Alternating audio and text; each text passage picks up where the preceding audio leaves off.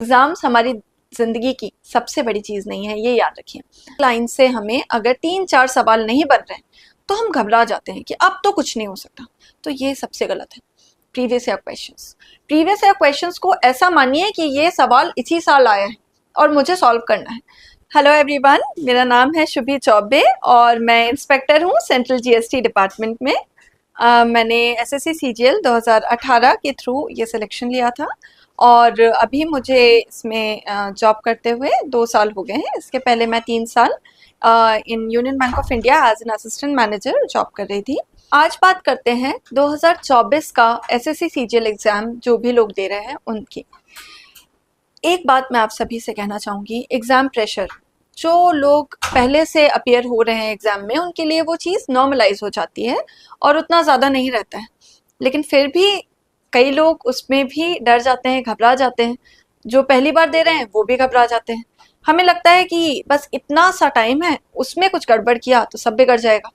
तो पहले तो ये सारी चीज़ों को घर पे रख कर जाइए पेपर देने, कुछ भी नहीं बिगड़ेगा।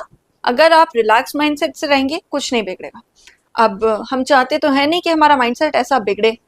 तो होता क्या है, होता ये है कि कोई एक क्वेश्चन आया जिससे हमने सॉल्व करने की क्वेश्चन को सॉल्व करने की कोशिश की, लेकिन उसमें हमारा आंसर नहीं आ रहा है और हम बहुत ज़्यादा प्रेशर में अपने आप को महसूस करने लगते हैं।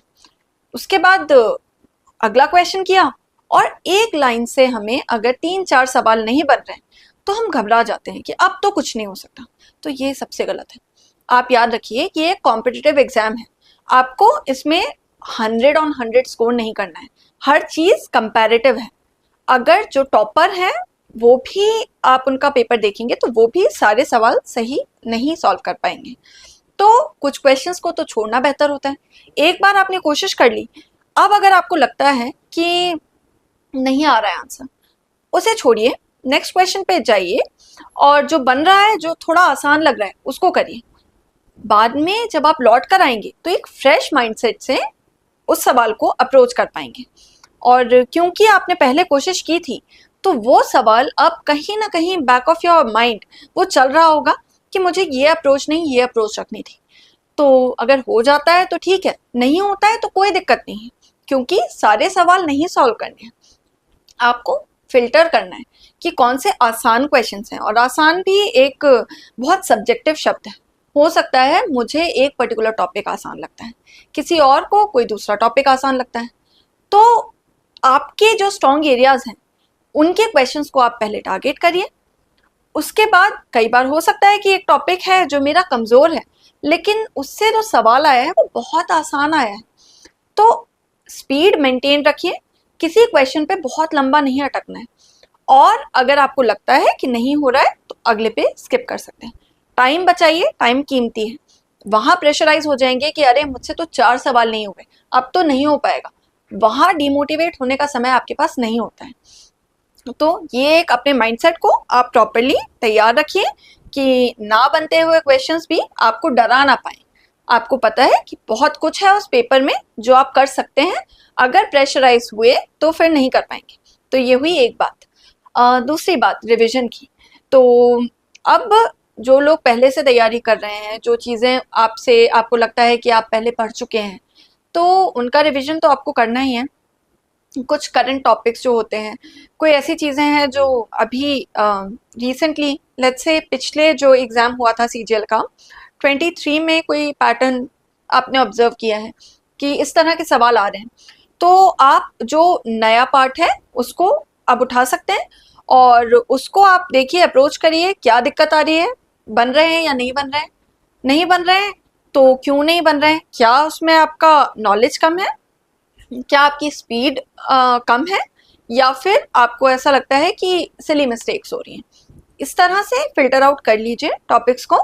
और उसके बाद अगर कोई चीज़ नहीं बन रहा है, नॉलेज नहीं है, तो आप उस पर्टिकुलर टॉपिक को सॉल्व करने के तरीके यूट्यूब पे फ्री रिसोर्सेज अवेलेबल हैं, आप उनसे देखिए और उसको सॉल्व करने का कोई भी अच्छा तरीका आप देखें जो आपको लगता है कि ये इफेक्टिव एक टिप हो सकती है, एक ट्रिक हो सकती है।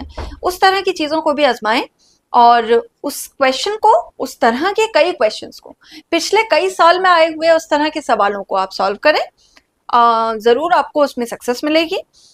उसके अलावा जो टॉपिक्स आप पढ़ चुके हैं उनको रिवाइज करना, आपके पास अभी बहुत सफिशिएंट टाइम है, अच्छे से कर सकते हैं। डिमोटिवेशन हटाइए, मोटिवेशन लाइए, बहुत कुछ कर सकते हैं, जितना टाइम है सफिशिएंट है। मैं देखती हूँ अपने चैनल पे भी कि लोग कमेंट करते हैं, मैम इतना टाइम है, क्या इतने समय में ये एग्ज़ाम निकाला जा सकता है? मुझे भी आते थे ऐसे सवाल, सबको आते हैं, तो कुछ नया नहीं है इसमें, बिल्कुल जायज़ है। अगर आप एक सीरियस एस्पिरेंट हैं तो ये डाउट बहुत जायज़ है, लेकिन हमेशा इसका जवाब अपने दिमाग में रखिए कि आप में वो कैपेबिलिटीज़ हैं, आप में वो क्षमता है कि आप कर सकते हैं, और अगर आपको कोई रोक सकता है तो वो आप खुद रोक सकते हैं। अपने नेगेटिविटी से, नेगेटिव माइंडसेट से, डिमोटिवेशन लाकर, तो अपने आप को जितना पॉजिटिव रख सकते हैं आप कोशिश करिए। मेंटल हेल्थ का बहुत ध्यान रखें, क्योंकि एग्ज़ाम्स में बहुत ही महत्वपूर्ण भूमिका आपकी मेंटल हेल्थ है। और एग्ज़ाम्स हमारी ज़िंदगी की सबसे बड़ी चीज़ नहीं है, ये याद रखिए। बहुत लोग होते हैं, मुझे अपने एक्सपीरियंस से भी याद है कि जैसे कोटा में जब हम पढ़ते थे, तैयारी कर रहे थे जेई की, उस समय देखते थे कि बहुत लोग हमको ये बताते थे कि अरे ये एग्ज़ाम नहीं हुआ तो दुनिया ख़त्म। ऐसा बिल्कुल नहीं है, आपके पास बहुत ऑप्शंस हैं। तो हमेशा याद रखिए कि जितना कम आपके दिमाग में प्रेशर रहेगा, उतने अच्छे से आप उस चीज़ को कर पाएंगे। आपने भी नोटिस किया होगा, जिस काम में आप पे बहुत ज़्यादा एक बोझ नहीं रहता है कि मुझे अच्छा करना है, मुझे अच्छा करना है, वो काम आप ज़्यादा अच्छे से कर पाते हैं।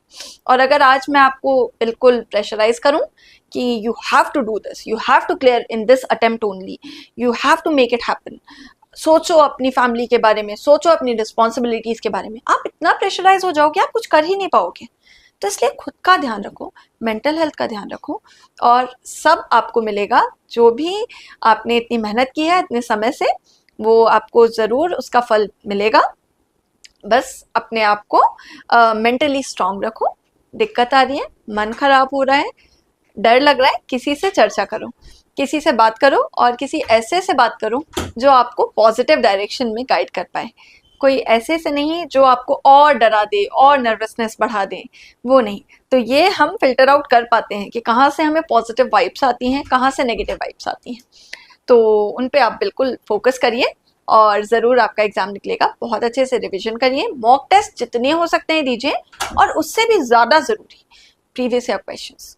प्रीवियस ईयर क्वेश्चंस को ऐसा मानिए कि ये सवाल इसी साल आया है और मुझे सॉल्व करना है, तो उस तरह से आप सॉल्व करते जाइए। देखिए एग्ज़ाम में आप महसूस करेंगे कि इस तरह के सवाल तो मैं पहले ही कर चुका था या कर चुकी थी। तो अपने आप को पहले ही इतना उस दिन के लिए तैयार कर लो कि उस दिन प्रेशर फील हो ही ना। कठिन सवाल भी आएंगे, प्रीवियस ईयर में भी आते हैं, मॉक टेस्ट में भी आते हैं। खुद को तभी से समझाना शुरू करो, एग्जाम के दिन के लिए खुद को आज से ही तैयार करना शुरू करो। तो ये तैयारी सिर्फ उस एग्जाम की नहीं है, ये तैयारी उस प्रेशर को हैंडल करने की, एग्जाम ड्यूरेशन में किस तरह से आपको मेंटली एक्ट करना है उसकी भी है। तो इन सभी चीज़ों का ध्यान रखिए। मुझे उम्मीद है कि आप बहुत बेहतरीन करेंगे अपने एग्जाम में, और बहुत आपको सक्सेस मिलेगी। I wish you all the best and I hope you achieve your dreams. Thank you.